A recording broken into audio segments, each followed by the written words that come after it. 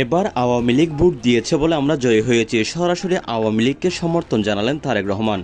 বাংলাদেশ জাতীয়তাবাদী দলের বিএনপির ভারপ্রাপ্ত চেয়ারম্যান প্রধানমন্ত্রী তারেক রহমান আজ একটি অভূতপূর্ব সরাসরি বক্তব্য দিয়ে দেশ জুড়ে ব্যাপক আলোড়ন সৃষ্টি করেছেন। তিনি স্পষ্ট ভাষায় বলেছেন, আওয়ামী লীগ বিএনপিকে ভোট দিয়েছে বলে আমরা জয়ী হয়েছি।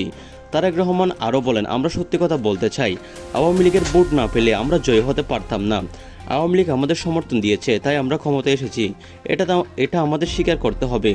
আওয়ামী লীগকে আমরা সরাসরি সমর্থন জানাই। তিনি আরও যোগ করেন, আওয়ামী লীগ একটি বড় রাজনৈতিক দল, তাদের ভোটের কারণে আমরা জয় হয়েছি।